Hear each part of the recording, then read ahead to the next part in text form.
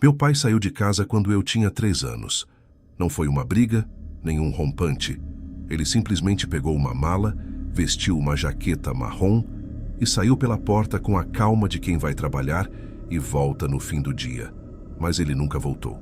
Minha mãe, Celina, ficou com um filho pequeno, o aluguel atrasado e um emprego de diarista que pagava menos do que o mínimo para sobreviver. A casa era pequena, com o teto pingando e o chão gasto de tanto esfregar. As goteiras caíam no balde de madrugada, e aquele som foi a trilha sonora da minha infância. Celina nunca falou mal de Norival. Acho que ainda esperava que ele batesse na porta um dia. Ela falava dele com um tipo de respeito que não fazia sentido para mim. Talvez fosse medo, talvez fosse vergonha. Eu cresci com a ausência dele como quem cresce com uma cicatriz. Não dói o tempo todo, mas nunca some. Norival reaparecia de vez em quando, sempre com uma desculpa e um presente que parecia mais uma provocação. Uma vez me trouxe um carrinho de feira quebrado, outra, uma nota de R$ 50 amassada, dizendo que era para não dizer que ele não ajudava. Minha mãe agradecia com um sorriso amarelo, e quando ele saía, ela ia para o quarto e chorava baixinho, como se eu não percebesse. Quando eu tinha 10 anos, uma mulher ligou para casa. Você precisa parar de ligar para o Norival. Ele tem uma família de verdade agora. A voz era firme, arrogante. Depois disso, ela disse mais coisas. Coisas que minha mãe fingiu não ouvir, mas eu ouvi tudo. Que ela devia se colocar no seu lugar. Que ele agora tem uma mulher de verdade. Aquela voz ficou gravada na minha memória. Era de Silvia, a nova esposa dele. Com o tempo, eu descobri que eles tinham um filho, Marcos. Vi fotos de churrascos, festas de aniversário, viagens caras. Enquanto isso, eu estudava em escola pública, dividia um lanche com os colegas e via minha mãe voltar tarde, exausta, com as mãos cheias de feridas. Norival nunca mais ajudou de verdade. Quando ajudava, fazia questão de humilhar. Uma vez mandou R$ 500 para aliviar o peso da consciência. E depois disse para minha mãe que ela devia se sentir grata, porque ele tinha uma nova família para sustentar. Eu vi o rosto dela se apagar naquele dia. Cresci com raiva. Não era aquela raiva explosiva. Era uma raiva fria, silenciosa. A raiva de quem promete para si mesmo que vai mudar de vida. Estudei o máximo que pude. Consegui uma bolsa. Me formei e abri meu próprio negócio. Demorou, mas deu certo. Pela primeira vez, eu e minha mãe tínhamos um lar de verdade. Nada luxuoso, mas nosso. Foi quando o telefone tocou. Guilherme? Perguntou uma voz que eu reconheci imediatamente. Silvia. Ela disse que Norival estava muito doente, coração fraco. Disse que ele queria me ver. O tom dela não era de arrependimento. Era de quem precisava resolver algo antes que fosse tarde. Pensei em desligar, mas acabei indo. A clínica era pequena, num distrito afastado. O cheiro de desinfetante e umidade me fez lembrar das casas em que minha mãe limpava chão alheio. Quando entrei no quarto, Norival estava irreconhecível. Magro, a pele acinzentada, mas com o mesmo olhar frio. Meu filho, ele disse. Não respondi. Ele tossiu e depois falou. Não guarda ódio, Guilherme, o ódio envenena. Tive vontade de rir. Você já se olhou no espelho? Pensei. Quem foi que envenenou primeiro? Saí dali sem olhar para trás. Mas enquanto dirigia de volta para a cidade, algo começou a crescer dentro de mim. Não era raiva, era vontade de devolver, de fazer eles sentirem o que nós sentimos. Nas semanas seguintes, procurei um advogado, um homem discreto chamado Renato, que entendia de processos de sucessão. Expliquei a situação. Disse que não queria herança. Queria apenas garantir que nada fosse transferido antes da hora certa. Renato entendeu. Em pouco tempo, tudo começou a se mover. Bloqueios judiciais, pedidos de revisão de documentos, liminares. Norival ainda respirava, mas a herança dele já estava congelada. Nenhum carro podia ser vendido, nenhuma propriedade transferida. A empresa, que estava no nome de Silvia, ficou travada por investigação. E o filho dela, Marcos, teve o nome envolvido porque era um dos beneficiários. Foi rápido. Os cartões foram bloqueados, as contas congeladas. Em poucos dias, eles passaram do conforto para a aflição. Silvia me ligou. A voz dela não era mais firme. Era trêmula, quase suplicante. Guilherme, o que você está fazendo? Nós não temos mais dinheiro para pagar o hospital. Você está matando o seu pai. Respirei fundo. Ele morreu para mim há 25 anos. E desliguei. Fiquei dias pensando naquilo. Era estranho como a vingança não me deu satisfação imediata. Eu esperava sentir prazer, mas o que veio foi um tipo de torpor. Mesmo assim, continuei. Renato me avisou que o processo estava causando impacto real. Silvia tentou recorrer, mas perdeu. As dívidas começaram a acumular, a empresa ficou parada. E então veio a notícia. Norival teve uma piora súbita. Não chorei, mas naquela noite eu sonhei com algo. Sonhei com minha mãe, mais jovem, ajoelhada, limpando o chão de uma casa que não era nossa. E alguém, não lembro quem, derramava água limpa onde ela já tinha esfregado. Acordei suando, com a sensação de que tinha ido longe demais, mas já não havia como voltar. Alguns dias depois soube que Norival morreu. O telefone tocou outra vez. Era Silvia. A voz dela estava rouca. Você conseguiu o que queria. E antes que eu dissesse qualquer coisa, ela sussurrou.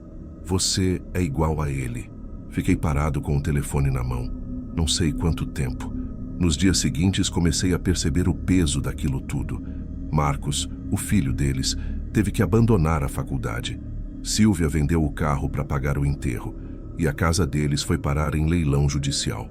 Minha mãe nunca soube dos detalhes. Ela só percebeu que eu andava calado demais, dormindo pouco. Uma noite, ela sentou ao meu lado no sofá e disse: Filho, o mal não acaba quando a gente devolve. Ele só muda de endereço. Fiquei em silêncio. Por dentro algo começou a rachar, mas o pior ainda estava por vir. Depois que Norival morreu, o silêncio dentro de mim ficou mais pesado do que eu esperava. Achei que sentiria alívio, ou talvez satisfação, mas tudo que senti foi um vazio, como se eu tivesse esperado a vida inteira para atravessar uma porta, e do outro lado só houvesse mais escuridão. O advogado me avisou que o processo de bloqueio ainda estava ativo, e que Silvia e Marcos estavam tentando contestar na justiça. Disse que a situação deles era difícil, as contas ainda congeladas, os imóveis sob disputa. Se quiser, podemos encerrar tudo agora, ele sugeriu. Mas eu pedi para continuar, não por vingança, mas porque eu não sabia o que mais fazer. Na semana seguinte, vi uma notícia circulando em grupos locais. Empresária de pequeno ramo é despejada após falência repentina. A foto era dela, Silvia. O rosto abatido, os cabelos desgrenhados, os olhos fundos. Era difícil acreditar que aquela era a mesma mulher que um dia ligou para minha mãe para dizer que nós não éramos família de verdade. Fiquei olhando para a tela por longos minutos. A imagem me causou algo parecido com satisfação, mas logo depois veio um enjoo, um mal-estar físico. Desliguei o celular e fui para a janela. Lá fora, o mundo seguia normal, mas dentro de mim parecia que algo tinha quebrado. Com o passar dos dias, comecei a sonhar com meu pai. Não como ele estava no fim, doente e fraco, mas como ele era quando foi embora. Casaco marrom, mala na mão, aquele olhar frio. Nos sonhos, ele não dizia nada. Só me olhava parado, como se estivesse esperando que eu fizesse o mesmo. Ir embora e nunca mais voltar. Evitei contar qualquer coisa para minha mãe. Celina sempre acreditou que o ódio apodrece o coração, e eu não queria que ela me visse apodrecendo. Mas um dia ela descobriu. Eu estava no escritório quando ela apareceu com um envelope nas mãos. Dentro havia uma notificação judicial. Ela leu tudo. Depois, levantou o olhar e perguntou: Foi você, não foi? Não respondi. Você destruiu a vida deles. A vida deles destruiu a nossa, mãe. Mas e agora? O que você ganhou? Fiquei em silêncio. Ela encostou a mão no meu rosto com ternura, mas os olhos dela estavam cheios de decepção. Você podia ter sido diferente. Aquelas palavras ficaram ecoando na minha cabeça por semanas. Silvia tentou me ligar várias vezes depois da morte de Norival, mas eu nunca atendi. Um dia, decidi ouvir uma das mensagens de voz que ela deixou. Eu não tenho mais nada, Guilherme. Nem casa, nem emprego. O Marcos está dormindo na casa de um amigo. Eu só queria entender o que te fiz de tão grave para merecer isso. Eu quase deletei a mensagem, mas algo em mim não deixou. Fiquei ouvindo de novo, e em algum ponto percebi que a voz dela parecia cansada. Não soberba nem arrogante, só cansada. Naquela noite, tomei uma decisão. Fui até o prédio onde eles moravam antes do despejo. Era um edifício antigo, o portão enferrujado, o jardim abandonado. Perguntei ao porteiro se sabia onde Silvia estava. Ele me olhou com desconfiança. Ela passou aqui ontem, estava vendendo umas coisas. Disse que o filho arrumou um emprego numa oficina. Voltei para o carro e fiquei ali parado, sentindo o peso daquilo tudo. Não consegui dar partida. Aquela família que eu tinha destruído era o espelho invertido da minha. Silvia e Marcos agora viviam como eu, e minha mãe vivemos por anos. E no fundo, eu sabia. Era exatamente isso que eu queria. Mas quando finalmente consegui ligar o carro e encarar meu próprio reflexo no retrovisor, percebi algo que me gelou por dentro. Eu me parecia com ele, com Norival. O mesmo olhar frio, a mesma expressão contida. Nos dias seguintes comecei a ter crises de insônia. Ia dormir e acordava no meio da madrugada com a sensação de estar sendo observado. Não era medo, era culpa. A culpa tinha o rosto da minha mãe, as lágrimas dela e o eco da voz de Silvia na secretária eletrônica. Um dia recebi uma carta, sem remetente. Dentro, um envelope amassado e uma folha dobrada. Reconheci a letra. Era de Marcos. Eu não entendo o que o senhor fez, mas o meu pai morreu acreditando que ainda havia tempo para consertar as coisas. Agora eu sei que não havia. Espero que um dia o senhor também perca algo que não possa mais consertar. Dobrei a carta e guardei na gaveta. Mas aquilo me corroeu mais do que qualquer ofensa. Não porque ele estivesse errado, mas porque, no fundo, eu sabia que esse dia já tinha chegado. Minha mãe adoeceu pouco tempo depois. Não era nada grave no início, mas a culpa me fez acreditar que era castigo. Passei a acompanhá-la em cada consulta, cada exame, tentando compensar algo que não dava para medir. E enquanto eu esperava nas salas frias de hospital, com cheiro de álcool e murmúrios de dor, percebi que a vida inteira eu tinha me preparado para vingar o passado, e nunca aprendi a viver depois disso. Hoje, a casa está silenciosa. Celina dorme cedo, e eu fico na sala, olhando as luzes da cidade pela janela. Às vezes penso em Silvia e Marcos. Imagino se conseguiram se reerguer, e me pergunto o que eles pensam quando lembram de mim. Não sou mais o homem que queria vingança, mas também não sou mais o filho que queria justiça. Sou só alguém que cavou um buraco tão fundo para enterrar a raiva que acabou ficando preso lá dentro.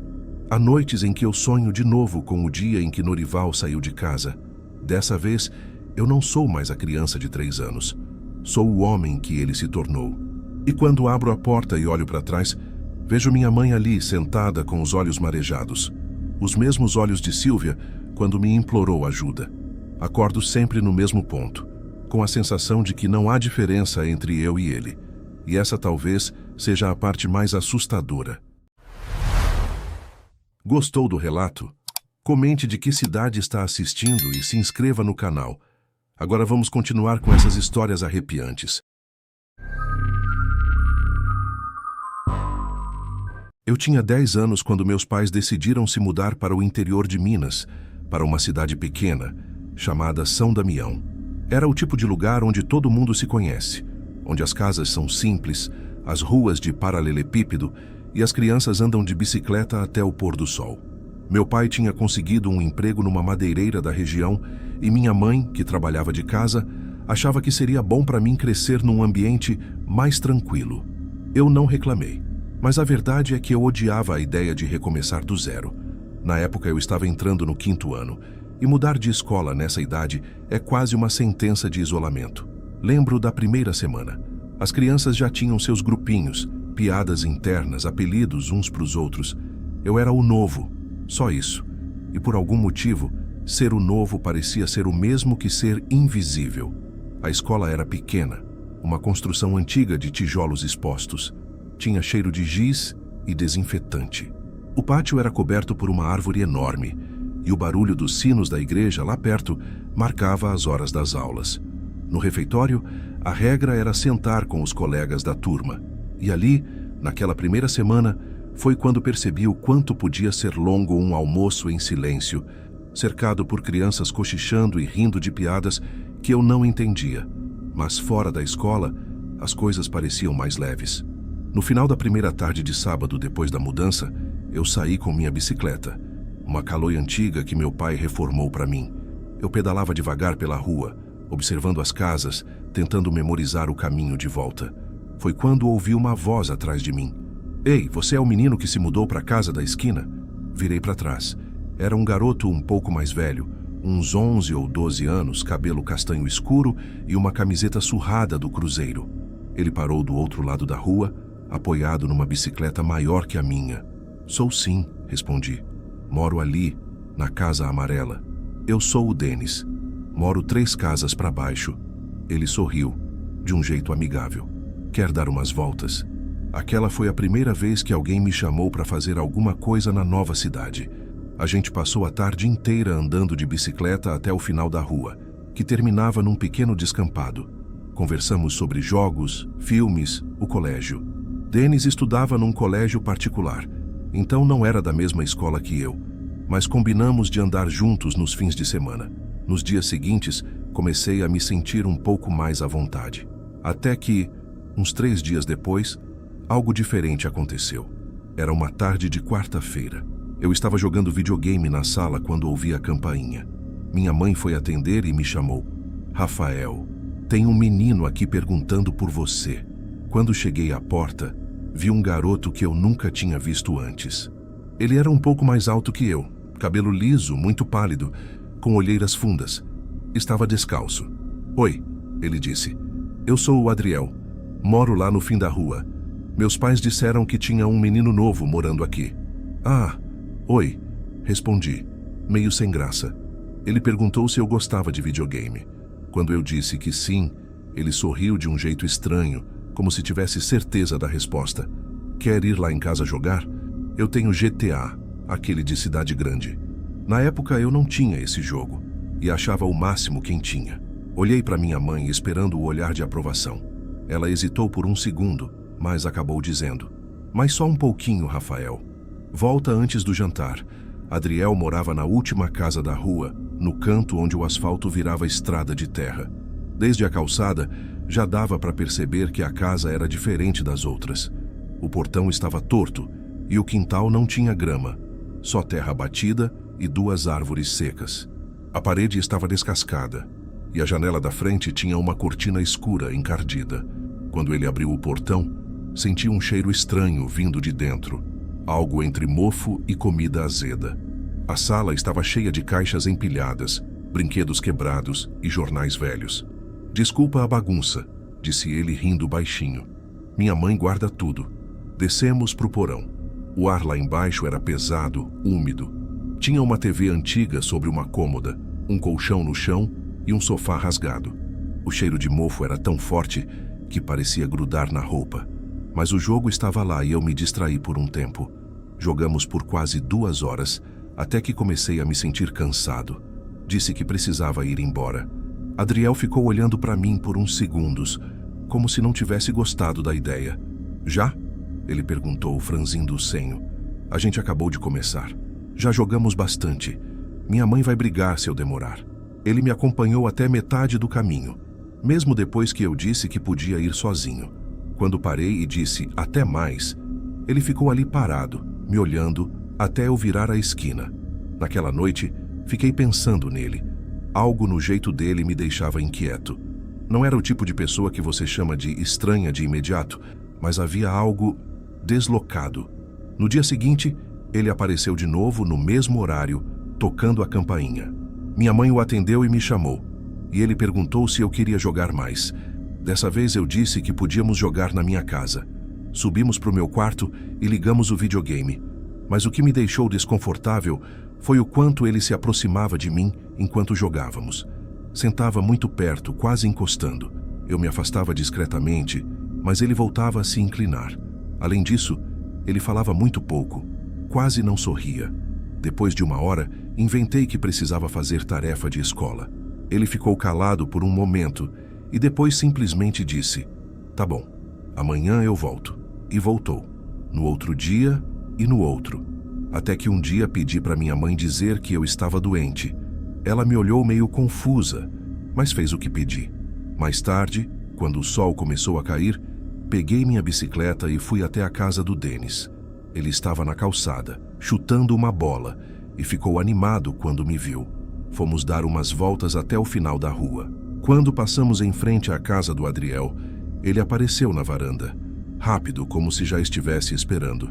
Ficou ali, parado, nos olhando. Fingi que não vi, mas senti o olhar dele me seguindo até dobrarmos a esquina. "Você conhece aquele cara?" perguntou Dennis. "Conheço, fui na casa dele um dia. Cara, ele é meio esquisito. O pessoal fala que aquela família é doida." Fiquei quieto. Não quis demonstrar medo, mas algo dentro de mim sabia que ele tinha razão. Naquela noite, enquanto eu tentava dormir, lembro de ter ouvido um barulho leve, algo como o ranger do portão do quintal. Achei que fosse o vento, mas por algum motivo, senti um arrepio subindo pelas costas. Não dormi direito. Nos dias seguintes, tentei seguir minha rotina como se nada tivesse acontecido. Escola de manhã, almoço com minha mãe, um pouco de videogame à tarde. Mas cada vez que o relógio passava das 3 da tarde, eu sentia um incômodo estranho, uma mistura de ansiedade e medo, como se esperasse ouvir a campainha tocar. E quase sempre ela tocava. Minha mãe atendia e eu ouvia a voz dele. "O Rafael tá em casa?" Ela me olhava esperando uma resposta. Às vezes eu fazia que não com a cabeça, e ela dizia que eu tinha saído. Outras vezes eu inventava que tinha lição, ou que estava cansado, mas ele continuava voltando. Todo dia, sempre no mesmo horário. Uma tarde, ele apareceu novamente, mas dessa vez minha mãe não estava em casa. Eu estava sozinho jogando no quarto, quando ouvi o som da campainha. Olhei pela janela da frente e vi ele ali, parado no portão. Fiquei quieto, fingindo que não tinha ninguém. Só que o som da campainha não parava. Um toque, depois outro, depois um mais longo, como se ele tivesse ficado com o dedo pressionando o botão. Depois de um tempo, silêncio. Olhei pela fresta da cortina. Ele não estava mais no portão. Mas quando virei para trás, ouvi passos leves vindo do lado da casa. O barulho parou bem embaixo da minha janela. Senti o coração bater forte. Me aproximei devagar e olhei. Ele estava lá, olhando para cima, para o meu quarto, com o rosto meio coberto pela sombra do telhado.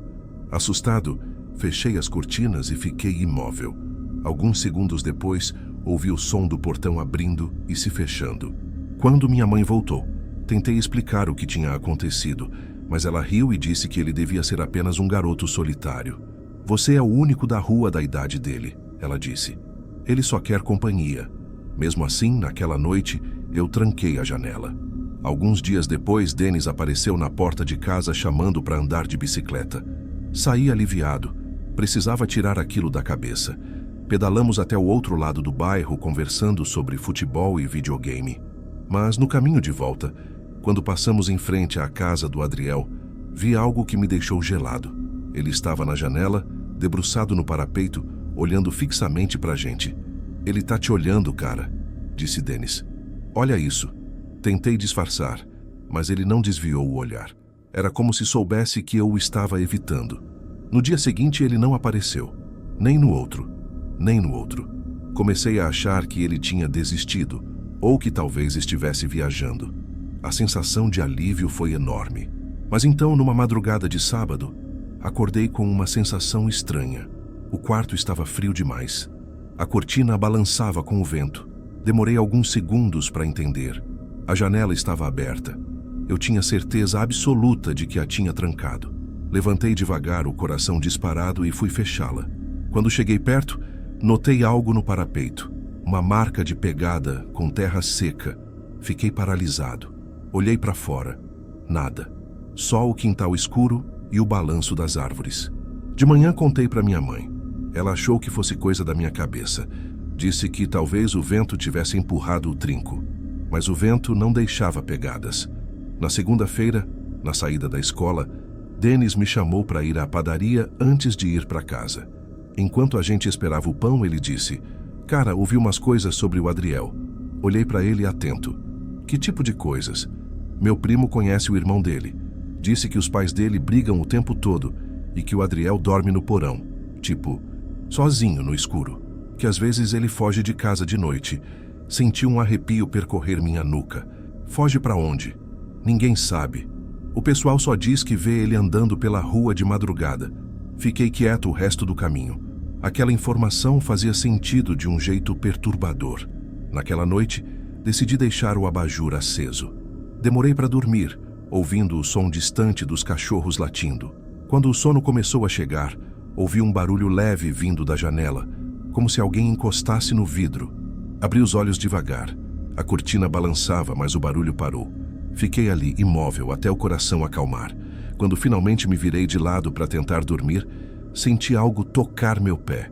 Um toque leve, rápido. Meu corpo travou. Olhei devagar para o fim da cama. A silhueta de alguém estava ali, meio curvada, imóvel. Por um segundo achei que estivesse sonhando, mas então ouvi a respiração, lenta, funda. Gritei com toda a força. A figura se moveu e a luz do abajur iluminou o rosto de Adriel. Shh!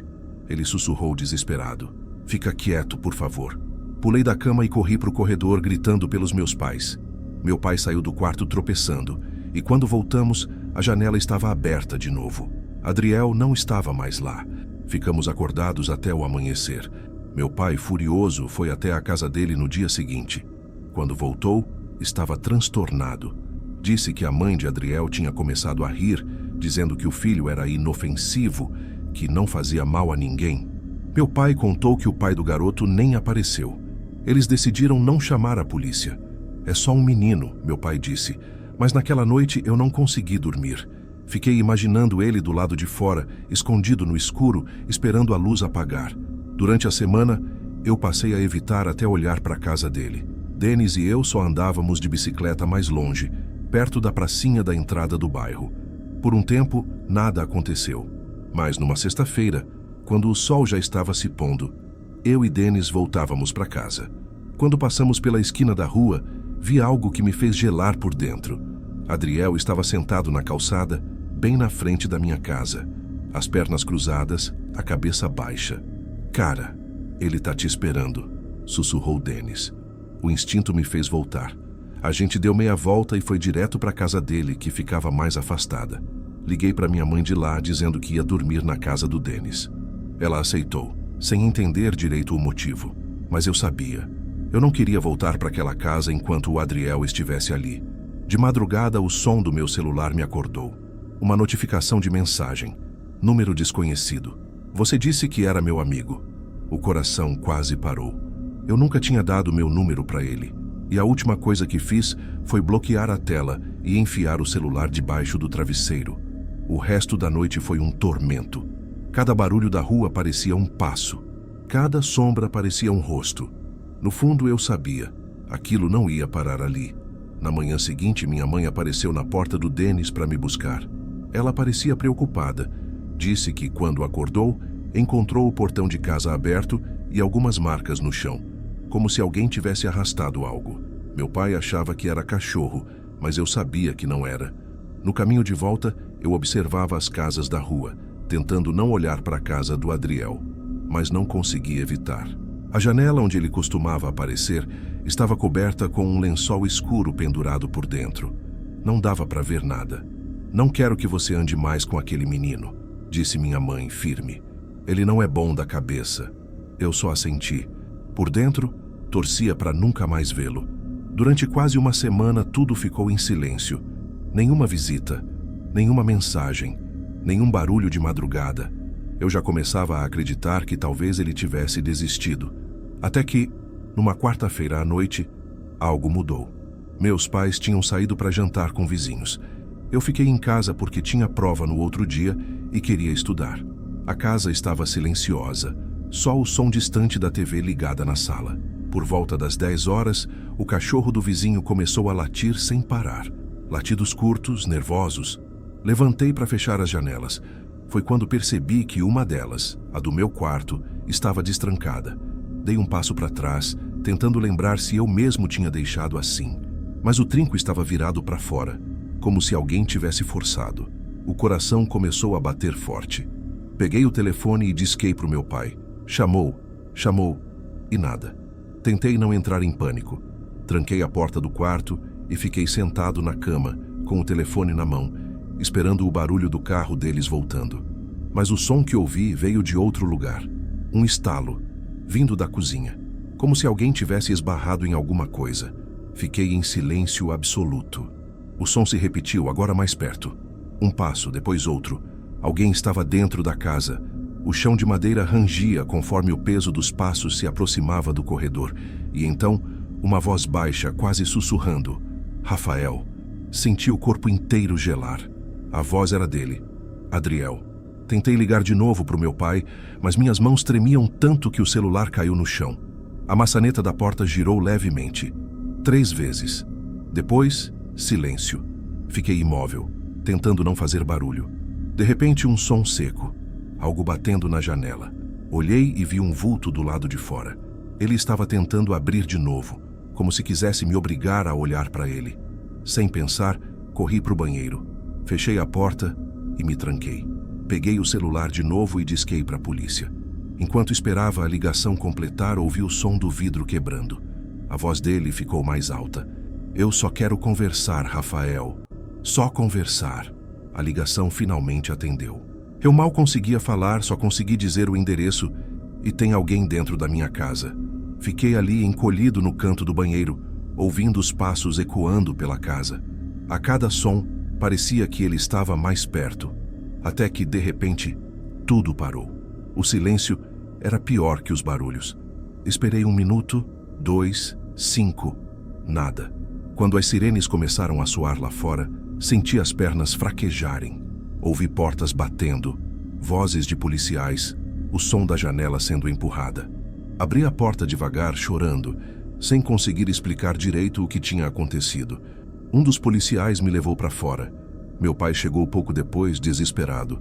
Revistaram a casa inteira. A janela do quarto estava arrebentada e havia marcas de sapato na parede, como se alguém tivesse escalado por ali. Mas Adriel não estava mais. Sumiu. Na manhã seguinte, a polícia foi até a casa dele. A mãe abriu a porta, com o mesmo olhar estranho de sempre. Disse que Adriel tinha ido dormir na casa de um primo.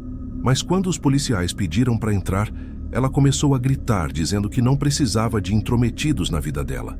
Mais tarde, um dos vizinhos contou para o meu pai que a polícia voltou lá no dia seguinte. E a casa estava vazia. Nenhum móvel, nenhuma caixa, nada. Como se tivessem fugido às pressas. Nos meses seguintes, eu mudei de quarto. Meus pais colocaram grades nas janelas, instalaram trancas novas e um cachorro no quintal. Mas mesmo assim, às vezes, eu acordava no meio da noite com a sensação de que alguém estava me observando.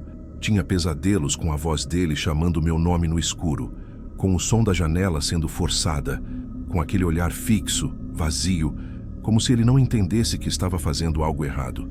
O tempo passou. Aos poucos, a lembrança ficou mais distante, mas nunca desapareceu de verdade. Anos depois, quando eu já tinha 17, fomos visitar uns parentes em uma cidade vizinha. Paramos num posto de gasolina na estrada para abastecer, e eu desci para comprar uma água. Enquanto esperava na fila, ouvi alguém chamar meu nome. Foi um sussurro, quase imperceptível, vindo de fora. Virei instintivamente e vi um garoto parado perto da bomba de combustível, olhando direto para mim. Demorei alguns segundos para reconhecer. O rosto era mais magro, o cabelo mais comprido, mas o olhar era o mesmo. Adriel. Não sei quanto tempo fiquei parado, tentando entender se aquilo era real. Ele me olhava, imóvel, com um meio sorriso no rosto. Quando dei um passo para trás, ele simplesmente virou as costas e atravessou a rua, desaparecendo entre as casas. Voltei para o carro tremendo. Minha mãe perguntou o que tinha acontecido, mas eu só disse que não era nada. Não consegui falar o nome dele, nem naquele dia, nem depois. Hoje, mais de 10 anos se passaram. Moro em outra cidade, outro estado, mas às vezes acordo no meio da noite, com o mesmo frio que senti naquela madrugada, o vento gelado entrando pela janela aberta. E sempre que isso acontece, eu levanto e verifico o trinco, 2, 3 vezes, até ter certeza de que está travado. Mesmo assim, há noites em que, por um segundo, juro que ouço o som de uma campainha tocando lá longe. E toda vez que isso acontece, uma única lembrança me vem à cabeça. Aquela voz baixa, sussurrando meu nome, bem atrás da porta.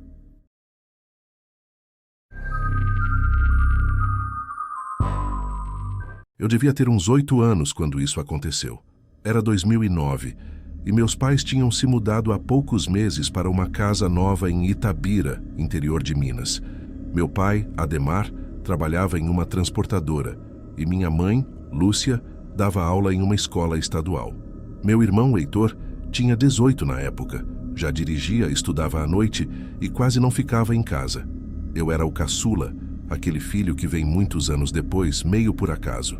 A casa ficava no final de uma rua calma, meio escondida, com mato dos dois lados e só 3 vizinhos morando por perto. À noite, o silêncio era quase absoluto. Lembro de como o som dos grilos parecia ecoar dentro do meu quarto. Era uma casa simples, térrea, com piso frio e cheiro constante de tinta nova misturado com poeira. O portão ainda não tinha sido instalado. Meu pai colocava uma corrente velha, só para inibir curioso, como ele dizia. Naquele tempo, eu dormia num quarto pequeno ao lado do de meus pais. A janela dava para o quintal dos fundos, onde tinha um pé de jabuticaba e uma cerca de arame separando nosso terreno de um lote vazio. Eu dormia leve, sempre acordei fácil com qualquer barulho. Naquela noite acordei com um som vindo da sala. Um barulho seco, como se alguém tivesse deixado cair alguma coisa no chão. Abri os olhos e olhei para o relógio digital na minha mesinha. 2h37. Por um instante achei que fosse o vento. Costumava bater forte à noite e empurrar as portas internas que rangiam feio. Mas logo depois ouvi vozes. Era a voz da minha mãe, tensa, e a do meu pai, tentando falar baixo, mas claramente nervoso. Algo como: "Não é possível, Lúcia. Eu tinha certeza de que tranquei." Minha curiosidade infantil falou mais alto. Levantei devagar, abri a porta do quarto só um pouco, o suficiente para espiar o corredor. A luz da sala estava acesa. A voz da minha mãe soava trêmula. Ademar, ele não pode ter sumido assim. Antes que eu pudesse entender o que acontecia, ela me viu, parada no meio do corredor, de camisola, o rosto pálido. "Ícaro, volta para a cama agora", disse firme. Havia algo diferente no tom dela. Não era raiva, era medo. Eu obedeci. Fechei a porta, deitei e fiquei ali de olhos abertos, ouvindo os sussurros lá de fora. Depois de alguns minutos, ouvi o portão bater, o som do carro ligando e então o silêncio.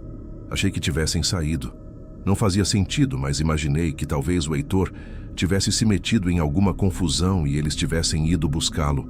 A luz da sala ficou acesa e eu tentei dormir de novo, mas o coração batia rápido.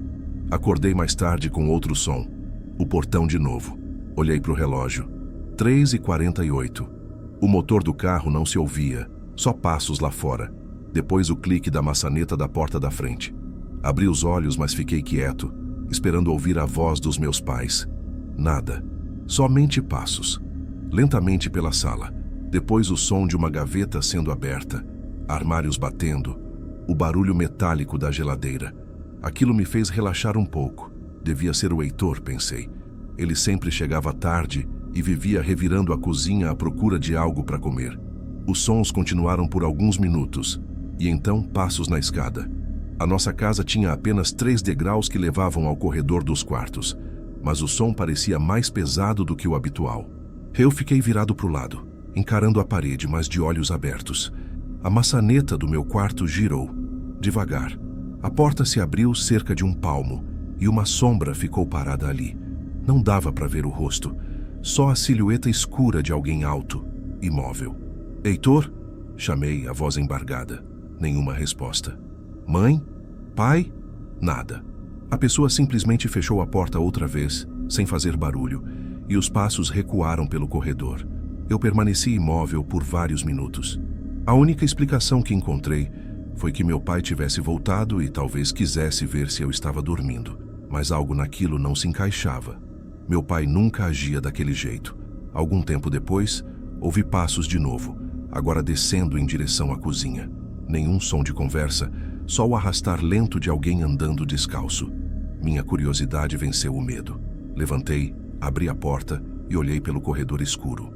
O interruptor da sala estava desligado, mas a luz da geladeira iluminava parcialmente a cozinha. Dava para ver uma sombra parada ali, no meio do cômodo. "Pai?" chamei. A figura se virou lentamente.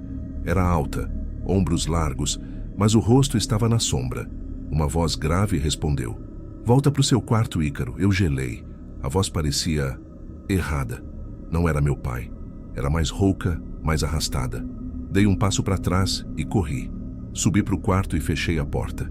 Pulei na cama e me enfiei embaixo das cobertas, o coração martelando no peito. Demorou muito até eu ouvir outro som. O barulho do portão batendo novamente. Depois vozes conhecidas. Eram meus pais, falando rápido, ofegantes. Saí do quarto e corri até o topo do corredor. Eles estavam na sala com a mesma roupa de antes. Minha mãe me viu e abriu os braços. "Meu Deus, Ícaro, você tá bem?" Assenti, confuso. Perguntei onde eles tinham ido. E meu pai respondeu que o Heitor tinha sofrido um pequeno acidente de carro, mas estava bem. Tinham ido até o hospital. "E você veio aqui antes, pai?" Perguntei. "Para ver se eu estava dormindo?" Ele me olhou confuso. "Não, a gente saiu logo depois que você voltou para o quarto. Ficamos fora mais de 1 hora." A expressão da minha mãe mudou na hora. Ela se virou para o meu pai, tensa. "Ademar, você trancou a porta?" Ele hesitou. E o silêncio que veio depois bastou para eu entender que não. Ela começou a chorar, o desespero misturado à culpa. Meu pai pegou a lanterna e saiu revistando os cômodos, trancando portas, verificando janelas. Eu fiquei no sofá, sem entender direito o que estava acontecendo, mas com uma sensação pesada no peito. Quando a polícia chegou, fui obrigado a contar o que tinha visto, ou achado que tinha visto. Falei da sombra na porta, da voz rouca dizendo para eu voltar para o quarto. O policial me ouviu com paciência, mas percebi o olhar que ele trocou com meu pai, como se estivesse apenas tentando acalmar uma criança assustada. Nada foi levado. Nada parecia fora do lugar. Só a corrente do portão solta no chão.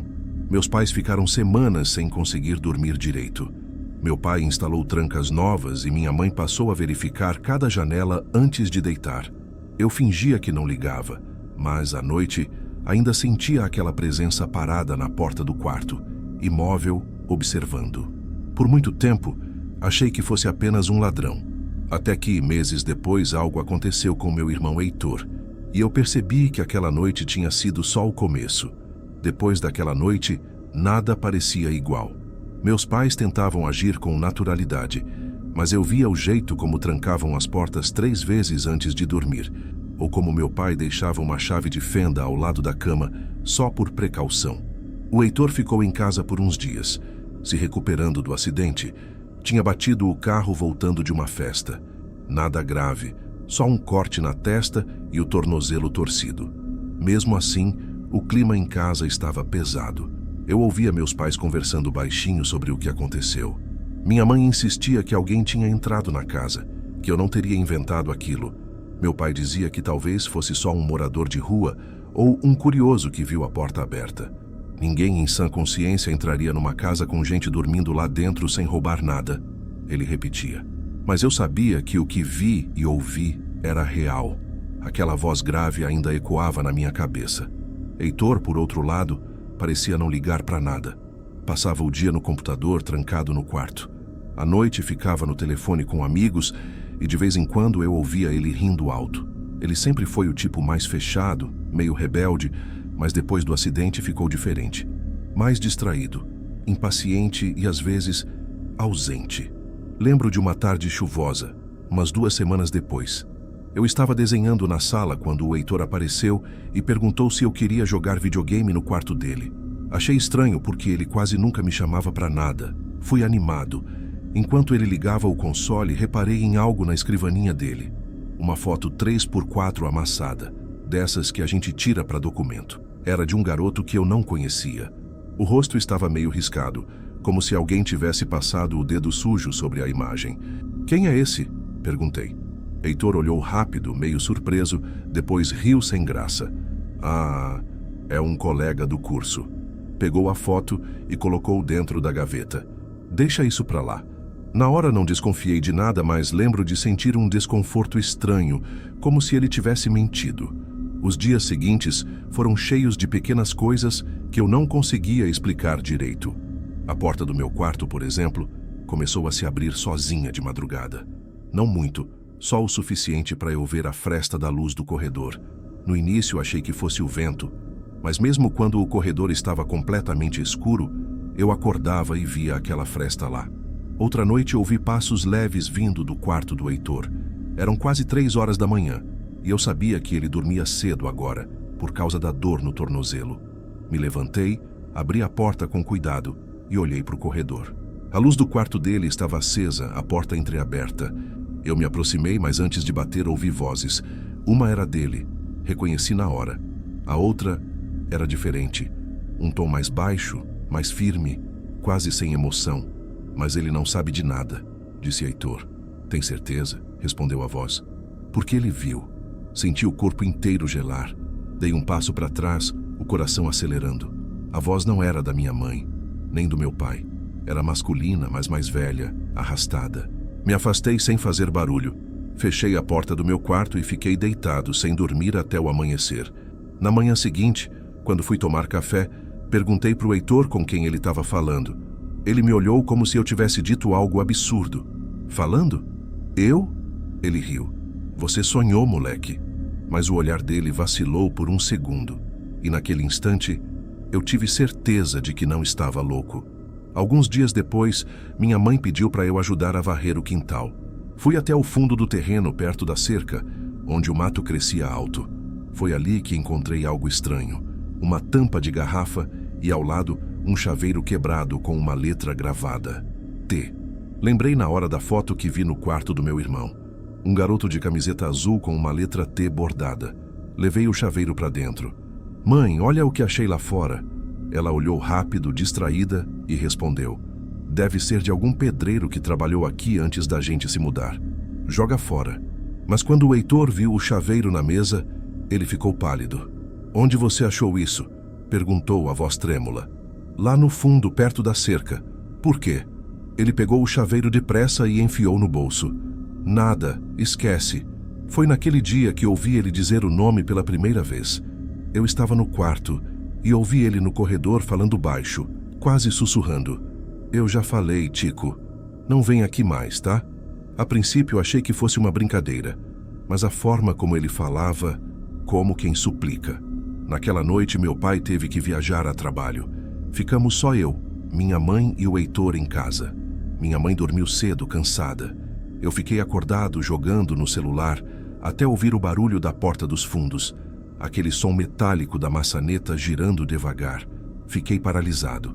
Escutei o portão ranger, depois o som de passos entrando. Esperei ouvir a voz do Heitor, mas o que ouvi foi silêncio. Então, um som baixo, abafado, vindo do corredor. Shhh, dorme, dorme. Levantei e fui até a porta do quarto, sem coragem de abrir. Do outro lado vi uma sombra passando, alta, de ombros largos, e ouvi um sussurro. Ícaro, é melhor não contar para ninguém. Meu corpo travou. Fiquei ali, encostado na parede, até a luz do amanhecer atravessar as frestas da janela. Quando criei coragem de sair, encontrei minha mãe na cozinha fazendo café e o Heitor na mesa, com olheiras fundas e a roupa amarrotada. Que foi, Ícaro? Tá branco assim por quê? Perguntou ela. Olhei para ele, mas ele desviou o olhar. Nada, mãe, só dormi mal. Naquela manhã percebi que a corrente do portão estava novamente no chão. As semanas seguintes viraram um borrão de medo e silêncio. Meus pais começaram a brigar por tudo. Minha mãe dizia que o Heitor estava estranho, que havia algo errado com ele. Meu pai achava que era só trauma do acidente. Mas eu sabia, algo ou alguém continuava entrando na casa. Uma madrugada, acordei com um som metálico. Fui até o corredor e vi a luz do quarto do Heitor acesa. A porta aberta. Entrei devagar. Ele não estava lá. A janela, porém, estava escancarada. E sobre a escrivaninha, uma folha de caderno com letras tremidas. Ele só queria um amigo. Depois daquilo, nada mais foi o mesmo. A frase que encontrei na escrivaninha, ele só queria um amigo, ficou presa na minha cabeça como uma música repetitiva. Eu tentei mostrar para minha mãe, mas quando voltei ao quarto do Heitor, o papel tinha sumido. Ele jurou não saber de nada, mas dava para ver que mentia. Naqueles dias ele mal comia. Dormia pouco, vivia trancado no quarto, sempre com o rádio ligado em volume baixo. Às vezes eu passava no corredor e ouvia ele conversando sozinho. Uma noite, ouvi ele dizendo algo que nunca esqueci. Eu não devia ter deixado você entrar. Tentei contar para minha mãe, mas ela estava esgotada, nervosa. Disse que o irmão estava com problemas de cabeça por causa do acidente, que era melhor não provocá-lo. Mesmo assim, ela começou a desconfiar. Um dia, enquanto ele tomava banho, ela me chamou para o quarto dele. Me ajuda a procurar, Ícaro. Seu irmão está escondendo alguma coisa. Abrimos gavetas, armário, mochila. No fundo de uma caixa de sapatos, encontramos o que parecia um documento escolar antigo, plastificado e sujo de terra. Tinha o nome Tiago C.F. e uma foto infantil. O mesmo garoto da imagem 3x4 que eu tinha visto antes. A expressão da minha mãe mudou na hora. Ela guardou o documento num envelope e disse que falaria com seu pai. Mas naquela noite, quando o meu pai chegou, o Heitor já não estava mais em casa. A janela do quarto estava aberta e o portão, de novo, destrancado. Ele voltou no dia seguinte, por volta do meio-dia, com o rosto suado e a roupa coberta de poeira. Disse que tinha dormido na casa de um colega, mas evitou olhar para a gente. Meu pai explodiu, mandou ele se explicar e eles acabaram brigando feio. Heitor gritou algo como: "Vocês não entendem", e trancou-se no quarto. Naquela noite o som voltou. A primeira coisa foi o barulho da janela batendo, depois passos pesados no corredor. Eu me levantei devagar, já tremendo, e olhei pela fresta da porta. A luz do corredor estava apagada, mas havia movimento. Ouvi meu irmão falando em voz baixa: "Eu te disse para não vir mais." Uma pausa. Eu sei que a culpa foi minha, mas você não devia ter entrado. Fiquei paralisado. Havia outra voz, mais distante, rouca e sussurrante, mas não conseguia entender o que dizia. O som parecia vir da direção da cozinha. A casa inteira estava mergulhada num silêncio pesado. Desci do quarto e fui até o corredor, o coração martelando. Quando cheguei perto da sala, vi meu irmão parado diante da porta dos fundos, completamente imóvel. Ele segurava algo nas mãos. Parecia um caderno velho, rasgado, e um pequeno chaveiro quebrado pendurado na capa. "Heitor", sussurrei. Ele se virou devagar, o rosto pálido, os olhos fundos. "Ele não vai embora, Ícaro." "Quem?" Ele não respondeu. Apenas olhou para trás, para a porta dos fundos, e disse, quase num sussurro: "Eu só queria ajudar." De repente, ouvi um barulho do lado de fora. Passos na grama molhada, alguém se afastando rápido. Heitor correu até a porta, abriu e saiu gritando o nome Tico. Eu fiquei parado, sem reação, olhando a escuridão engolir o som da voz dele. Meu pai acordou com o barulho. Saímos os três, eu, ele e minha mãe, com lanternas, chamando o Heitor pelo quintal, pela rua, pelos terrenos baldios. Mas ele tinha sumido. O sol começou a nascer e a busca continuava. A polícia foi chamada, vasculharam a área, mas não encontraram nada. Só mais tarde, no fim da manhã, acharam as pegadas de 2 pares de tênis indo em direção ao matagal, um maior, outro menor, como se alguém tivesse seguido o outro. Meu irmão só foi encontrado no dia seguinte, em um terreno a uns 300 metros da casa, sentado encostado numa árvore, exausto, com o olhar perdido. Disse que tinha dormido ali, que estava tudo bem, mas quando os policiais perguntaram o que ele fazia lá, ele só respondeu: "Eu queria devolver o que era dele." Depois disso, o Heitor foi levado para um hospital psiquiátrico em Belo Horizonte. Ficou internado algumas semanas. Meus pais evitaram me contar os detalhes, mas ouvi uma conversa entre eles sobre uma investigação antiga, sobre um menino desaparecido há alguns anos, chamado Tiago Carvalho Ferreira, conhecido pelos amigos como Tico. A família dele morava a 2 ruas de onde ficava a nossa casa. O garoto tinha sumido em 2007, quando foi visto pela última vez brincando num terreno onde hoje existia o condomínio em construção. O corpo nunca foi encontrado. Na época, Heitor tinha apenas 16 anos. Eles estudavam na mesma escola. Meu pai descobriu depois que o Heitor era um dos últimos a ter sido visto com o garoto. Tinham discutido na saída da escola por causa de uma brincadeira. Foi só isso que ele contou à polícia na época. Mas agora, 2 anos depois, aquele nome voltava para dentro da nossa casa como um eco. Quando o Heitor finalmente voltou do hospital, estava diferente. Calado, introspectivo, não saía mais de casa, não estudava, não falava com ninguém. Meu pai tentou retomar a vida, mas minha mãe nunca mais dormiu tranquila. Eu também não. Um mês depois, ela decidiu que devíamos nos mudar. Disse que aquela casa trazia energia ruim, mas o verdadeiro motivo era outro. Ela não queria mais ouvir os sons noturnos que insistiam em voltar. O estalar das tábuas, o ranger da janela, o barulho leve de passos perto do corredor. Na minha última noite ali, acordei por volta das 3 da manhã. A mudança estava marcada para a manhã seguinte. As caixas empilhadas na sala. Levantei para beber água. No corredor, percebi que a porta do quarto do Heitor estava entreaberta e uma luz fraca saía de lá. Me aproximei. Ele estava sentado na cama, de costas para mim, olhando para a janela aberta. O vento balançava a cortina e o cabelo dele. "Heitor, você não vai dormir?" Perguntei. Ele não respondeu. Quando dei um passo para dentro, vi que segurava algo nas mãos. O mesmo chaveiro quebrado com a letra T.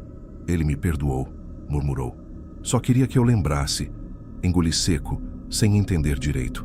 Antes que eu pudesse dizer qualquer coisa, ele colocou o chaveiro sobre a cômoda e se deitou. Na manhã seguinte, quando fomos carregar as caixas, o chaveiro tinha sumido. Nos mudamos naquela tarde e nunca mais voltamos àquela casa. Heitor melhorou um pouco com o tempo, mas nunca mais foi o mesmo. Ele raramente fala sobre o que aconteceu, e quando alguém toca no assunto, muda de tema.